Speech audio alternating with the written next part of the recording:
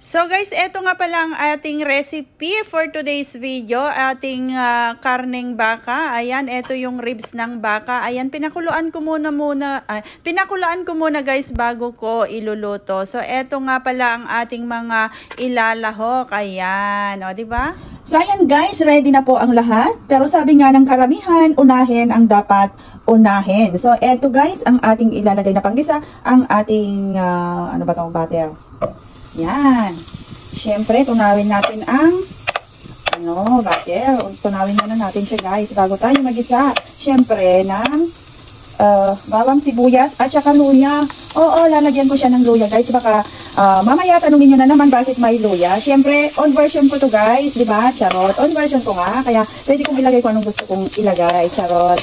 Diba? Baka kasi nga ang tanungin nyo. Okay? So, unahin natin ang ating bawang. Ayan. Habang hinihintay natin matunaw ang ating bata, ay pwede na natin umpisahang ilagay ang ating bawang. Ayan. O, diba? Ilagay na natin ang luya para hindi masyadong matagal maghintay ang bawang. Baka mainit. O, diba? Ayan. Metos-metos na natin siyempre. Diba? At ayan na nga, hinihintay na din daw nila ang kanilang isa pang kasamahan ng ating sibuyas. Ayan. So, sama-sama na sila guys. Yan ang mga magkakaibigan na dapat magkakasama lagi. Diba? Ayan. Metos-metos lang natin guys. At mamaya, isusunod na natin ang pinaka-highlights ng program. Diba? Programa. So, eto na nga guys. Pwede na natin ilagay ang highlights ng ating niluluto. Ang ating karneng baka. Ayan. Ribs po yan guys ng baka. So, para na iba naman ay ibang luto naman ang gagawin natin for today's video. Ayan, bahala na kung anong magiging resulta. Basta ako may mga gulay-gulay na na-prepare. Ayan sila guys. At syempre, kailangan din natin inetos yan para yung bango ay maanuhan din ang ating karne. Diba? Pero mahirap talagang haluin pag yung isang kamay ay naghahawak ng cellphone. So, kailangan ko munang i-end itong video para makawakan ko yung ating kaldero. Baka naman lumipad ang ating kaserola. Yung kaserola ba to o kaldero? Kaldero pala guys. Ayan. Kaldero mukhang kaserola. Ayan, lagyan natin ng konting patis guys na pampalasa. Ayan. Alam niyo na kung ano itong amoy na ito. Grabe ang amoy. Oh my God.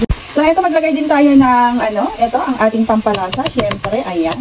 Hindi ko na pinakita yung sopot. Baka mamaya ay maano na naman tayo. O, di ba? Ma-question na naman tayo. So, ayan, naglagay din tayo ng paminta. Siyempre, pamintang durog. O, ayan, durog na durog. Ito, maglagay din tayo ng dahon ng laurel, pampalasa. Siyempre, kung may durog, meron din tayong buo. Ayan, lagyan din natin ng konting buo. So, ayan, inekos-mekos na natin guys bago pa siya masunog. Ayan, dahil ayaw na natin sunog ang ating lulutuin. So, kailangan na natin inekos-mekos at agapan na natin bago pa siya masunog. So, ayan guys. So, eto na guys, isunod na natin ito. Eto, hindi ko alam kung tomato sauce ba ito. So, basta kamatis yan.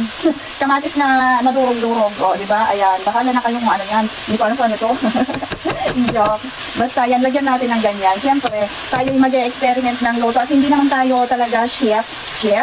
Ayan, so experiment. Bahala na kayong magpangalan mamaya kung ano magiging resulta ng ating niluluto. Ayan, basta lalagyan ko siya ng red sauce. Ayan, diba?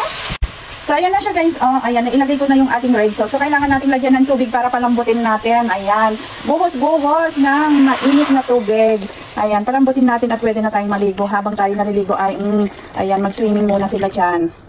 So, ayan guys, lagyan natin ng konting highlights, pang-highlights. Diba? So, ayan guys, bisitahin natin ang ating niluluto. Ayan, wow. Wow. Look.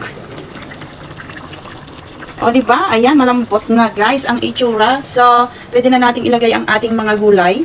Ayan. Ilagay na natin ang ating mga gulay. So, ayan, syempre, unahin ko yung ating carrots. Ayan, carrots.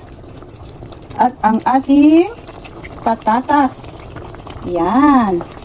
Patatas at carrots. Kasi, malambot na ang ating karne guys. So, ayan. Isunod na natin ang ating tingnan nyo guys, wow. Wow. Diba? Ayan. So, patuloy natin silang palambutin guys. Diba? Ayan. Mamaya ay i-check ulit natin. Mamaya na natin ilagay yung ating yung sili. Yung sili na, ano ba yun? Red pepper. Ayan. Mamaya na natin ilagay guys. Saglit lang naman maluto yan. So, ilagay natin ito guys. Hiniram ko sa ka-flat ko. Hindi na ako nagpaalam. Sa ref na ako nagpaalam. Papalitan ko na lang siya guys. So, ayan. medyo lakasan natin yung apoy kasi nga kaninang naligo ako ay so para naman maluto siya. Ayan. So ganyan lang guys, takpan muna natin, then mamaya ay bisitahin ulit natin at ilagay ang ating red pepper. Ayan, at ating timplahan mamaya kung tama na ba ang lasa. Ayan. So ayan guys, lagyan ko siya ng konting tawag dito oyster sauce.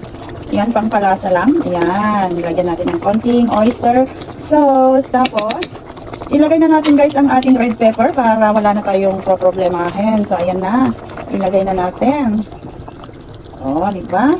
Kompleto na siya guys. Ayan, kailangan na lang natin i-finalize ang luto. Ayan. Di ba? Oh, mukhang yummy siya guys. Oh, di ba? Ayan. So, eto na guys, ang aking recipe for today's video. Ayan, ang ating baka. Hindi ko alam kung anong tawag sa luto na ito guys. So, bahala na kayong mag-isip. It's my own version. Kaya hindi ko alam kung anong pangalan. Basta nilagyan ko lang siya ng red sauce. Ayan, so almost ready na siya guys. Ito ay ang ating hapunan mamaya kasi nga papasok na tayo later. Para meron na naman tayong madatnang ready na ulam. So, ayan, kailangan na natin magluto umaga ka lang. O, diba guys? Ayan, almost ready na. So, ayan guys, kailangan nating tikman yung lasa ng ating niluto. Ayan, para naman magawan natin ang paraan kung may kulang ba o may diba? Ayan.